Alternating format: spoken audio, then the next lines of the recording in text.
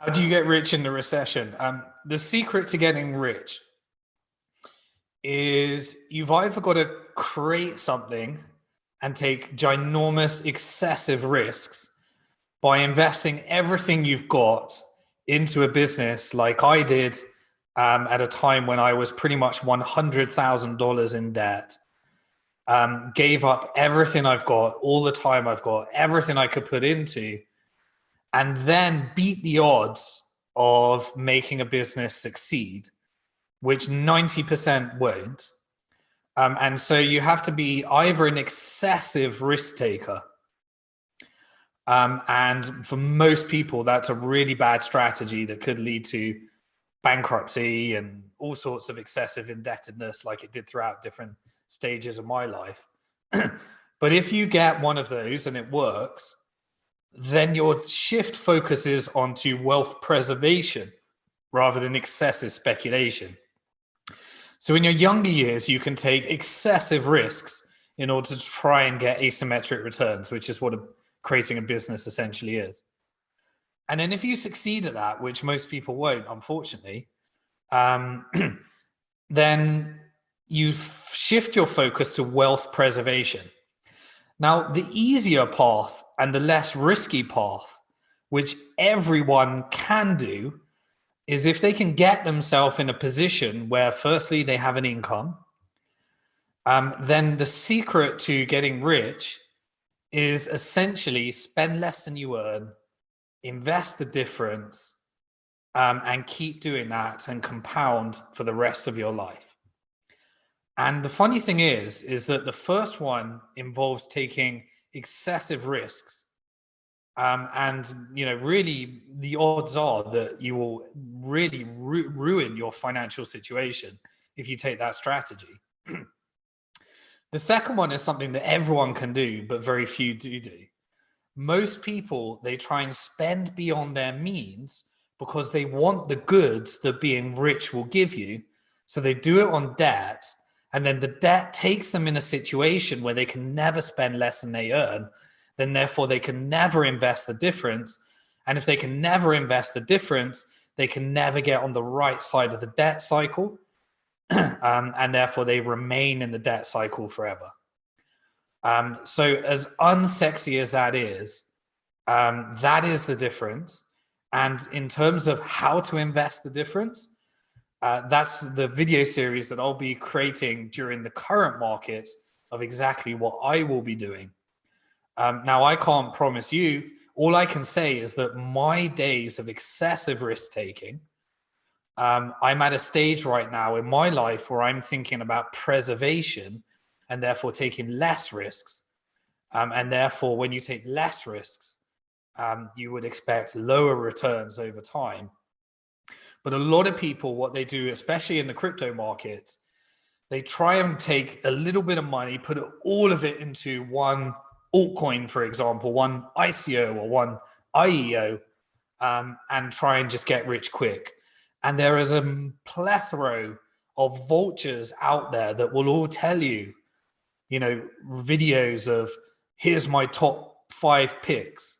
And they'll drive you into a gambling mentality where you're thinking, what's the fastest way of getting rich as fast as possible? And that will be the exact reason why you lose all your money if you don't get lucky the first time and then start thinking about wealth preservation. So my simple answer to that is you get rich in 2 ways. You take excessive risks and you create something that during this depression, people are going to demand, and it works out. And then you focus on wealth preservation, or you simply buckle up, spend less than you earn, and learn how to invest the difference and make sure that you get on the right side of the speculative curves.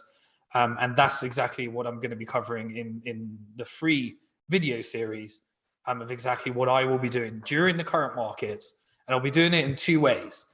I'll be taking $1 million of my savings so that those of you that have savings can see how I would do it. And I'm also going to be doing it with assuming 0 savings and just taking a percentage of my income, spending less than I earn, investing the difference, and showing exactly how I would do that. Now, the good thing is, You don't need to FOMO. There's a phrase in crypto called fear of missing out.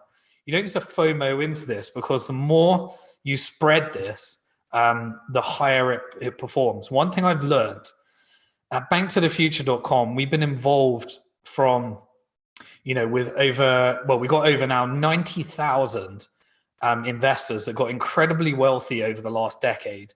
Some of them started with nothing.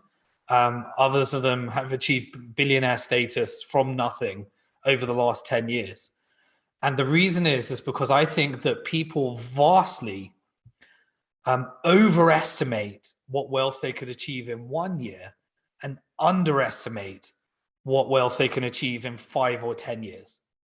And 5 or 10 years in today's market goes really, really quickly.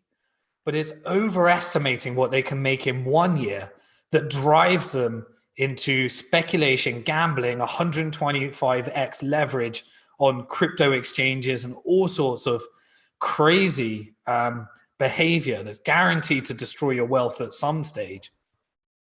All because they are overestimating what they can do in 1 year and underestimating what they can do in 5 to 10 years. What I've learned at Bank to the Future is the people that generated real wealth, real sustainable wealth, did it tax efficiently so they got to keep it, protected it in a way where they can create real legacy beyond their life through inheritance planning. They were all long-term thinkers. They didn't trade. They bought into a long-term investment theory or a way of managing money, and they stuck to it. They still benefited from some of the gambling, and I've done that in my time, money that I've put into more speculative things like crazy off the scale risk, like ICOs and IEOs and things like that. But I only ever did it with the percentage that I was more than happy losing, and never allowed it to affect the main portfolio. So it's all about money management, having a long-term plan, accepting where you are. One of the things that I did when I was 100K in debt is that I really just took the time to do my personal balance sheet, understood how much money I owned, and just took a real look in the mirror at my situation. I obviously decided to take a big bet on business, and I'm fortunate that it worked out, and also took enough off the table, even though I went through years without paying myself, but took enough on the table to make sure that I had some Bitcoin, and then developed a portfolio approach to wealth preservation that you can benefit from, asymmetric risks at the same time as hedging for any eventuality. And that's what I think, to me, that's the secret of wealth. And then I'm just talking in terms of money as well. Real wealth is not necessarily a monetary thing. Money obviously really, really helps. But there's a lot more to wealth than just the monetary part of it. And that's where you prepare your life around a life that you'd really like to live. I know I never give short answers, but I like to give thorough answers. So Azad, perhaps you got another question.